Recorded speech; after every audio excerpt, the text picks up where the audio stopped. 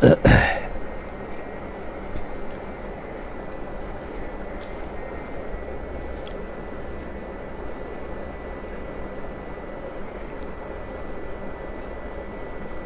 ni siapa dia?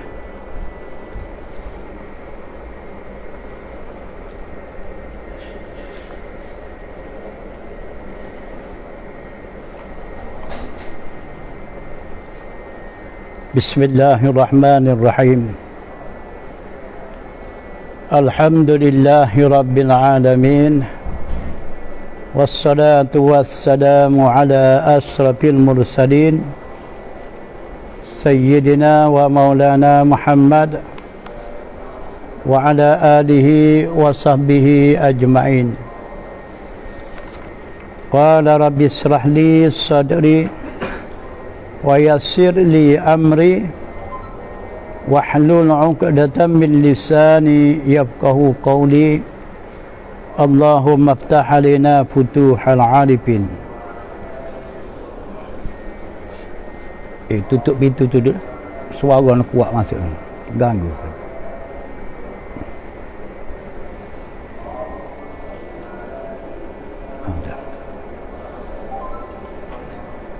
Celahan kita malam ni kita terhenti dulu dari kitab pedoman semaya Jumaat. Kita celah dengan risalah Jumaat. Risalah yang membentankan secara ikhtisar, secara ringkas tentang kemuliaan, fadilah dan juga hukum sembahyang Jumaat.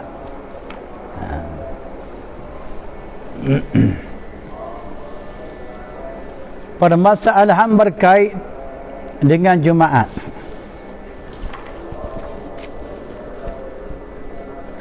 Hukum sembahyang Jumaat ke atas mereka yang cukup syarat-syarat kelayakan,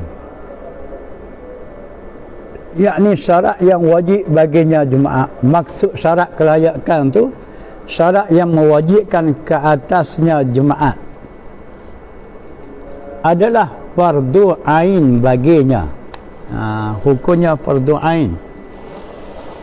Orang yang layak Jumaat, hukum Jumaat ke atasnya fardu ain, bukan kifayah, bukan fardu kifayah. Makna fardu ain tak dapat tidak.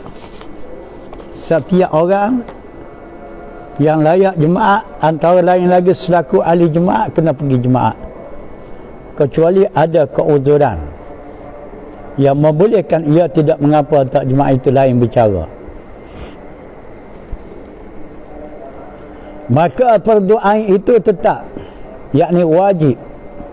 Maksud tetap tu wajib dilaksanakan. Sebab fardu ain wajib dilaksanakan, walaupun orang lain sudah melaksanakan dia, tak selesai masalah dia.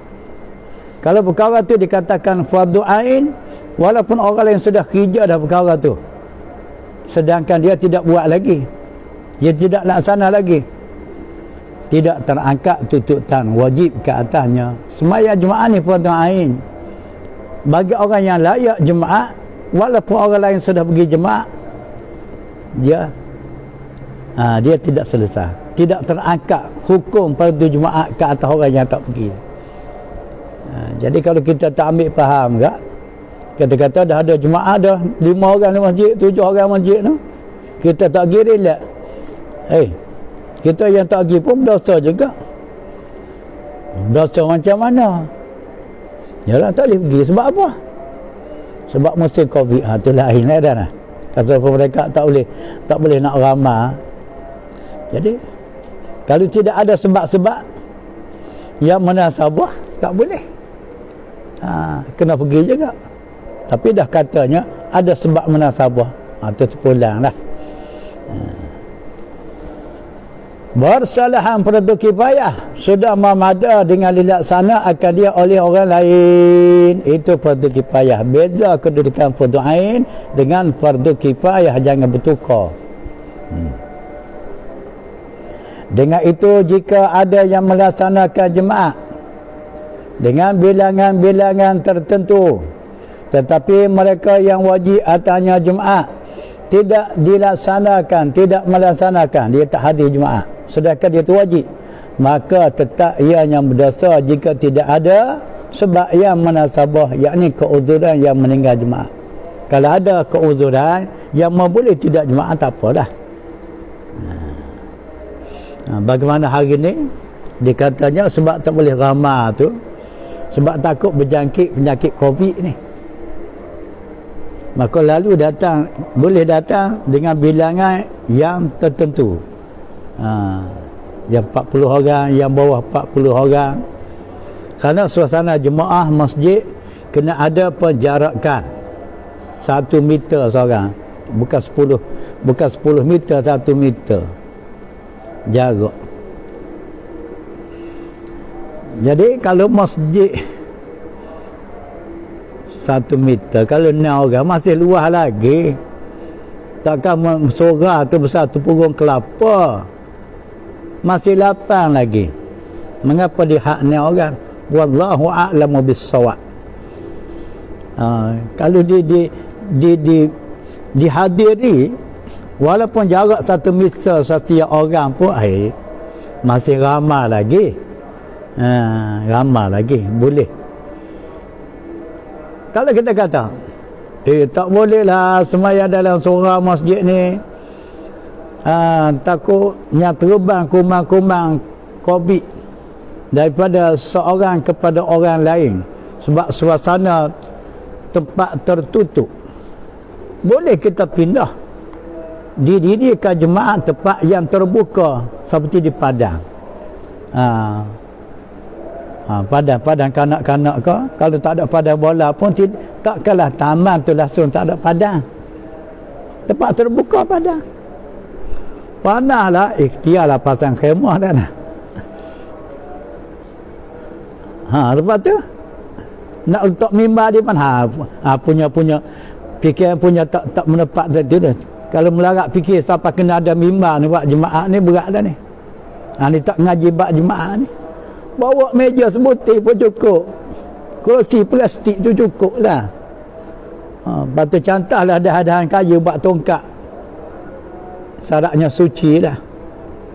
Lepas tu apalah sejadah, boleh buat tempat tu buka, perjarakan 2 kilo, 2 meter seorang pun boleh lagi, sebab luas, mungkin boleh datang satu kampung tempat kita. Tapi oleh sebab tak macam mana kita tak boleh fikir begitu, lalu tak lalu, pakaian tak pergi sampai setahun pun.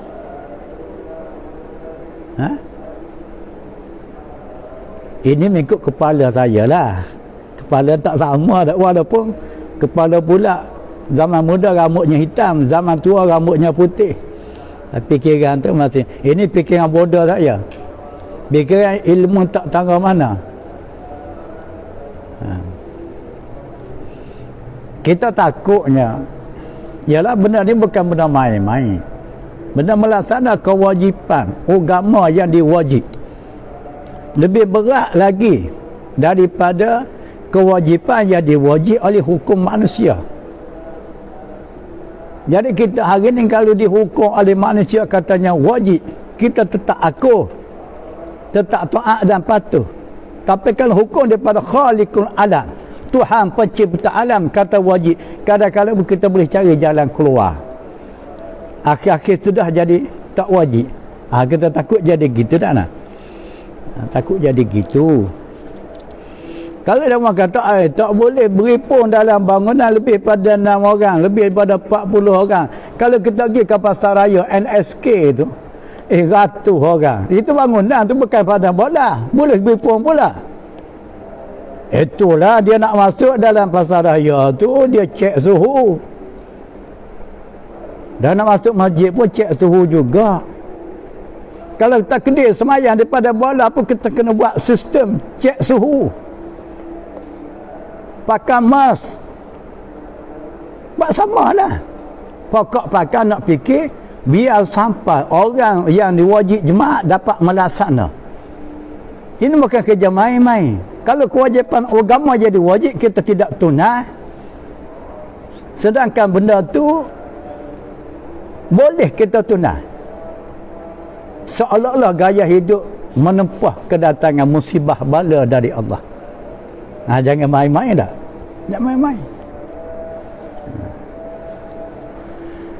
Habis itu.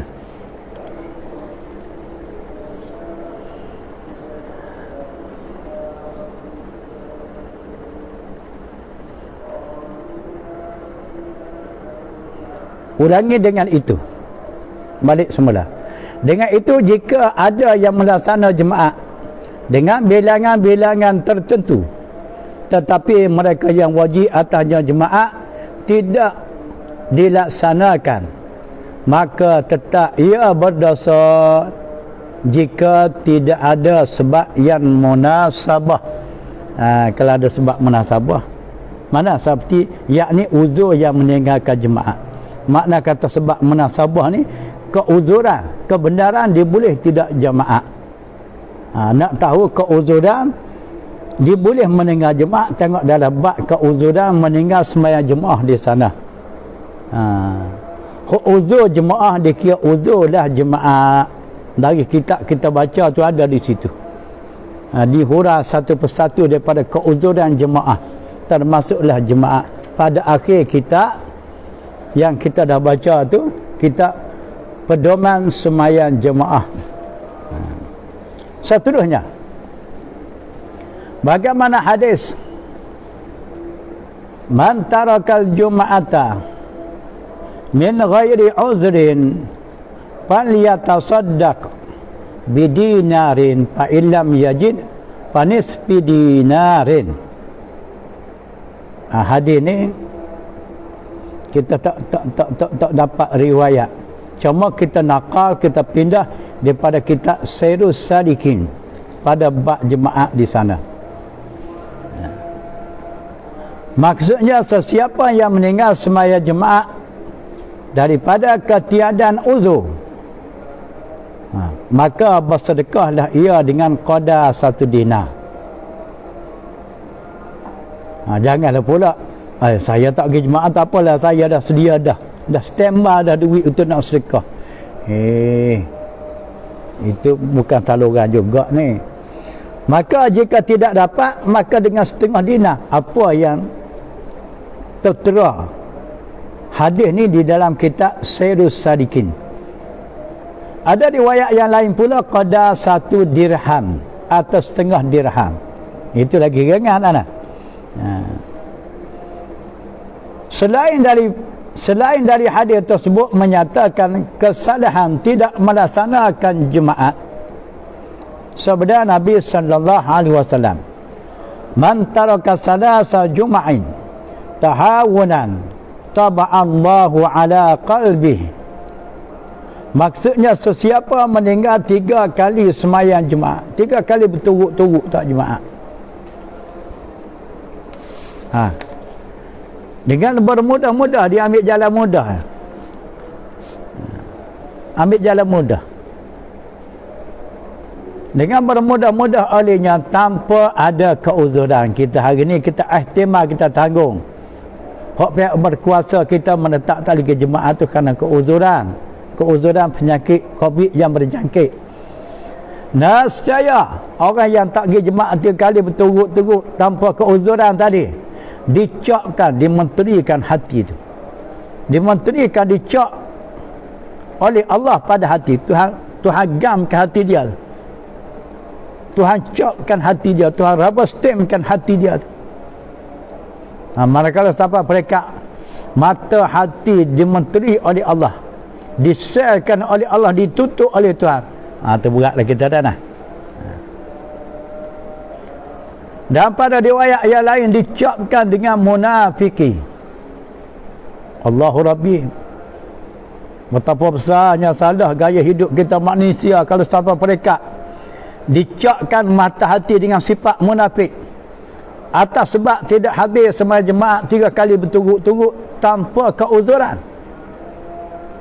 Jadi kita hari ni kita tak gitu, kita tanggung atas keuzuran.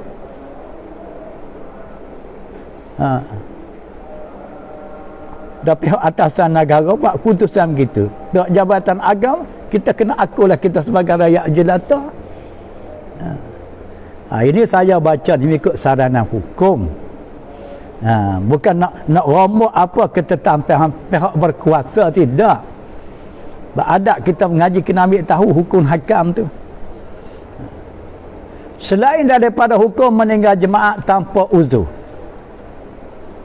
hari Jumaat salah satu daripada hari yang mulia bagi umat Islam di dalam seminggu. Kalau kita cari hari yang paling lebih di dalam seminggu, ialah hari Jumaat. Dengan sebab tu dah pada lazimnya di dalam Islam kita ni hari Jumaat dijadikan hari cutian, cuti umum. Macam negeri Kelantan, negeri Terengganu, negeri Kedah lah. Kalau hari Jumaat cuti umum. Sebab apa? Sebab hari mulia dari hari-hari di dalam seminggu. Hari yang sepatut dikala cuti, sepatut kita memperbanyakkan dengan kerja-kerja amal kebajikan yang masa akhirat. Sebab hari lain kita duduk sibuk dah dengan kerja-kerja yang sebilangan besar untuk dunia. Jadi eloklah dalam seminggu kita cabut sehari, diempatkan kerja-kerja kebajikan untuk akhirat. Dari situ sewajarlah dijadikan hari Minggu, hari Jumaat. Yang sehingga kalau kita pergi ke Kelantan, kita orang musafir ni ke Kelantan hari Jumaat, nak cari kedai makan pun payah. Ke dalam bandar Kota Baru tu tutup. Nak muju ada satu dua. Cari. Kena pandai mencari lah. Manakala dijadikan hari Minggu, sampai kena makan pun dia Minggu juga.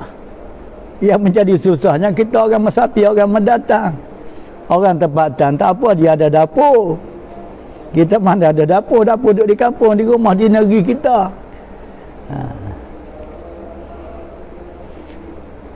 Dan hari itu, hari Jumaat tu hanya syariat Muhammadiyah jua, tiada yang dahulu. Hari Jumaat ni tak masuk dalam tu. Ini sebagai tambahan ruang. Hari Jumaat ni adalah hari yang dikhusus bagi syariat Nabi kita Muhammad sallallahu alaihi wasallam. Adapun umat-umat yang terdahulu daripada umat Nabi kita tidak ada dinamakan hari Jumaat. Hari perhimpunan. Hari kita berhimpun kerana nak semayang. Hari terhimpun padanya rahmat Tuhan. Hari Jumaat tu. Makna Jumaat tu daripada perkataan berhimpun. Berhimpun dari segi pahala, dari segi rahmat, dari segi umat Islam di satu tempat kerana nak menunaikan semayang Jumaat. Itu sebab dia panggil Jumaat. Sabda Nabi sallallahu alaihi wasallam, Sayyidul ayami yaumul Jumaati. Maksudnya penghulu segala hari-hari itu iaitu hari Jumaat. Jadi ketua hari-hari Jumaat. Ketua hari-hari Jumaat. Di satu masa saya mengaji Al-Quran dengan Tuan Guru Haji Hussein, Masjid Berih Baru Besuk Terengganu, bukan Kampung Baru Kuala Lumpur. Dekat jalan ke Kuala Besuk tu ada satu kampung nama Kampung Beris Baru. Maka masjid di kampung tu masuk orang panggil Masjid Beris Baru. Yang imamnya Tuan Guru Haji Hussein. Tuan Guru Haji Hussein ni orang lama mengaji Quran saja di Mekah. Dia mengaji Quran di Mekah. Dia balik pun alim Quran. Sehingga dia meninggal, masjid dia tadi orang ambil sempena nama dia. Masjid Al-Husaini. Kalau kita pergi tu, tengok dia tulis Masjid ambil sempena nama dia lah. Sempena nama Imam Haji Hussein. Lepas pada mengaji duduk sambil-sambil dia cerita. Dia kata ada satu kaum. Kita tak ceritalah kaum mana, tapi dia cerita dedek kaum tu. Dia kata ramai je kumpulan dia tu Said. Tapi tengok wajah mukanya tak adalah potongan arak. Kulit gelap kelabu asap. Hidung pun pendek-pendek semacam pelupas kelapa, tapi Said. Petang Said ni orang Arab dah. Petang Arab tengok wajah muka, raupan air muka tu. Sini Arab. Ini dah. Sekali-sekali mbak semacam lah. Asli ulu beti. Gua Musa, tapi Said. Dia pun dah bertanya lah, salah seorang daripada Said kumpulan orang tu. Arab mana? Arab Yaman ke Arab mana? Dia kata tidak, saya tidak Arab. Saya negeri sekian-sekian, negara sekian-sekian. Mengapa dia panggil Said? Sebab saya lahir pada hari Jumaat. Patang lahir Jumaat naik nama Said lalu. Mengapa sebab lahir hari Jumaat dipanggil Said? Sebab hari Jumaat tu hari penghulu. Penghulu tu Said. Mudah Said dia dah. Kalau macam ni orang Melayu pun ramai boleh jadi Said. Lahir hari Jumaat agak Said. Kalau lelaki, kalau perempuan agak Syarifah. Bukan Syarifah ini. Bukan Said Hamid Alba. Itu lain, itu ori. Ini Said lahir hari Jumaat. Kita pergi ke Kamboja pula. Ini cerita dari orang Kamboja. Bukan semua orang Kamboja begitu ada. Ada kampung tu. Dia dibilangkan oleh orang kumpulan keluarga ni keluarga Said. Tapi tengok pun wajah-wajah sepuluh Melayu Said mana. Kita cuba tanya orang tu. Arab mana asal keturunan? Dia tidak Said. Apa ni? Said namanya. Tok dia tu nama Said, anak cucu dia pun adalah title Said. Said itu dekat dia panggil Said juga. Allahu Rabbi deh. Kalau macam tu saya pun Said jugalah. Sebab apa? Zakaria bin Awan bin Sa'ad bin Said. Said lah. Ini mengikut fikrah Kamboja. Macam tu nyaboda ke dia kita dah. Jadi hari Jumaat tu penghulu segala hari. Betapa mulianya hari Jumaat di sisi Allah di dalam seminggu. Disebut pada kitab Jami'us Saghir, hari Jumaat itu lebih besar daripada hari raya kurban dan raya fitrah. Lebih besar hari Jumaat lagi daripada hari raya kurban, hari raya fitrah. Mengapa? Kalau katanya kita mengapa gitu? Kerana ia hari Jumaat tu setiap hari di dalam seminggu. Dalam seminggu ada Jumaat. Setiap minggu takmih ada Jumaat. Dari itu dan hari raya patut hari dah. Dan hari raya hanya satu kali jua dalam setahun. Hari raya kurban sekali, hari raya fitrah sekali. Jadi kalau hak lebih banyak itulah lebih daripada yang sedikit. Kata Imam Al-Ghazali rahimahullah ta'ala alam anna al-jum'ata 'idun min a'ya'il mu'min. Yakni kata Imam Al-Ghazali rahimahullah, ketahuilah bahawa hari Jumaat itu hari yang mulia di sisi orang mukmin. Hari mulia bagi orang yang beriman. Sebab itulah tok guru zaman dulu dia jadi hari cutian. Kalau mengaji hari Jumaat tak mengajar. Pelajar-pelajar yang mengaji tetap hari Jumaat tak mengaji. Sebab apa? Sebab hari yang mulia. Hari mulia. Maknanya hari seolah-olah hari kita merdeka, hari kita terlepas. Daripada gangguan-gangguan cekaman hari raya. Jadi tidak salah kalau kita ngaji hari Jumaat pun. Jadi seeloknya hari Jumaat tu kita relax sejenak. Kita tumpu pada kerja-kerja amal kebajikan. Sehingga kalau mengaji Quran pun, tok guru Quran cuti malam Jumaat. Masyarakat dulu.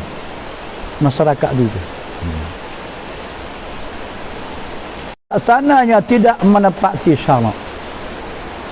Hari Jumaat hari yang mulia, hari yang lebih daripada hari-hari yang lain, hari yang dijadi oleh Tuhan untuk kita melaksanakan sembahyang Jumaat.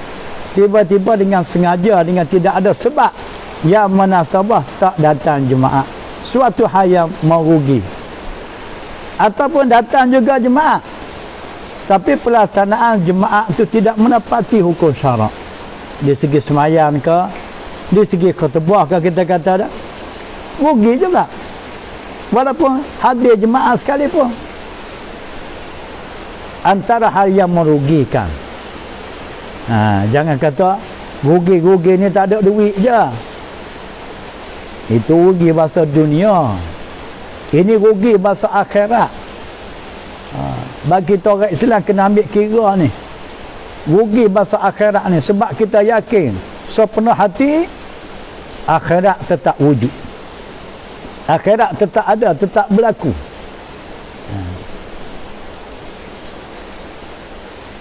Tidak termasuk dalam golongan orang di doa. Antara sebab jadi ruginya orang tak Jumaat.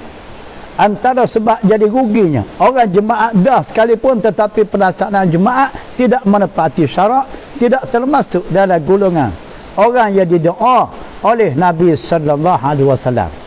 Bagaimana doanya? Allahumma fir liman shallal jum'ata min ummati Muhammadin sallallahu alaihi wasallam. Arti doa ni, wahai Tuhanku, kata Nabi, ampunikanlah bagi orang yang sembahyang Jumaat dari umat Muhammad sallallahu alaihi wasallam. Jadi kalau siapa kata termasuk dalam golongan orang yang selayak didoa oleh Nabi, Allahu Rabbi, betapa ruginya. Sebab apa? Sebab kita yakin doa Nabi itu pasti dimakbul oleh Allah. Tuhan terima. Kalau Nabi minta doa dengan Tuhan agar Tuhan ampunkan doa, ampunkan dosa kita semua Jumaat, itulah harapan kita. Dan doa Nabi ini, doa yang sebegini, dikatakan insya'iyah lafzan. Insya'iyah lafzan. Lafaz mudah-mudahan. Mudah-mudahan lafaz doa Nabi tadi dikabul, dirahmati oleh Allah. Insya'iyah lafzan. Ingatlah betapa mulianya hari Jumaat. Sabda Nabi sallallahu alaihi wasallam, inna yaumal jum'ati wa lailataha arba'atun wa isruna sa'atan ya'tikullahu fi kulli sa'atin minha sittami'ati atiqin minan nar. Maksudnya bahawa hari Jumaat itu ada 24 saat, 24 jam. Sa'atun 24 saat, 24 jam. Maka dimerdeka oleh Allah, dimerdeka Tuhan lepas. Pada setiap saat, setiap jam Tuhan lepas. Tuhan merdeka setiap jam. 600 pemerdekaan mereka yang selayak daripada neraka. Orang 600 ni patut dah masuk neraka, tapi oleh sebab rahmat Allah pada hari Jumaat Tuhan lepaskan, tak dikira selaku ahli neraka lagi dah. 1 jam tu 600, kalau 24 jam bayangkanlah. Jadi bagaimana kiranya kita nak termasuk dalam golongan orang yang merdeka oleh Allah pada hari Jumaat. Kena tunang sembahyang Jumaat kalau tidak ada sebab yang munasabah. Betul tak? Ini patut kita fikir Allah membolehkan sembahyang. Jangan nak fikir Allah tidak boleh. Jangan nak fikir cari jalan keluar. Kena fikir cari jalan masuk. Sebab apa? Sebab kita harap hal-hal yang sebegini. Gunalah dengan akal kita, dengan kebijaksanaan kita, agar boleh jadi boleh. Ini kadang-kadang dia buat mari pula title. Kalau pakak pergi dalam masjid gedung takut menjadikan apa ni, mencemarkan nama elok Islam. Cemar kok mana? Kalau pergi ramai-ramai, kalau pergi ramai-ramai pasar raya, tidak mencemarkan pasar raya pula. Tak ada guna istilah tu. Tahan dia guna istilah. Boleh tidak baikkan Islam kan pergi ke masjid. Ini orang panggil fikiran menjuruh ke arah jalan keluar, nak cari jalan keluar. Saya tak setuju sangat guna perkataan tu. Sebab apa? Sebab orang pergi ke masjid ni, dia bawa sejadah dari rumah. Dia SOP sungguh lah. SOP lah. Sebab dia nak tunang sembahyang benar wajib. Sebab dia tahu kelebihan, kewajipan yang bahasa ainiyah. Takkan kita nak lock ni sama akhirat? Pakat jawab lah. Sebab kita tidak sudah di sini. Akhirat ada tunggu kita ni. Tuhan akan soal satu persatu dikala kita tidak tenang perkara wajib. Kecuali perkara sunat, tak apalah, tidak timbul persoalan. Pihak penjawab kena jawab dengan tepat. Betul. Jangan jawab dengan menggunakan akal. Kalau sebab saya kata begitu tu, bagaimana kata tu lah, tak tahulah. Maka di sini alangkah luahnya rahmat Allah. Rahmatullah wasi'ah. Rahmat Allah Ta'ala yang luah. Betapa luahnya rahmat Tuhan. Kalau hari Jumaat, setiap jam 600 dimerdeka oleh Tuhan. Sedangkan masa yang kita berlalu hari Jumaat 24 jam. Maka kita harap-haraplah dipilih pemerdekaan oleh Allah. Kita ni salah seorang daripadanya. Orang yang dimerdeka oleh Allah. Maka di sini alangkah luahnya rahmat Allah ke atas hamba yang mengerjakan perkara yang sepatut dimerdeka oleh Allah, iaitu hari Jumaat tu. Antara perkara yang patut dibanyak pada mengerjanya pada hari Jumaat dan malam Jumaat, selawat ke atas Nabi sallallahu alaihi wasallam. Bagaimana sabdanya Nabi sallallahu alaihi wasallam, aksiru minas salati alayya yaumul Jumaah, rawahu Abu Daud. Maksudnya, banyaklah kamu berselawat ke atasku pada hari Jumaat. Dan lagi disebut pada hadis riwayat Tirmizi, sabda Nabi sallallahu alaihi wasallam, inna awlan nas fi yaumal qiyamati aktsaruhum alayya salata. Maksudnya bahawa orang yang utama bagi syafaatku pada hari kiamat itu iaitu mereka yang banyak berselawat atasku. Jadi kesimpulan malam Jumaat, hari Jumaat, antara amalan di banyaknya adalah selawat ke Nabi. Gunalah mana-mana selawat yang agak mudah agar boleh dibanyakkan.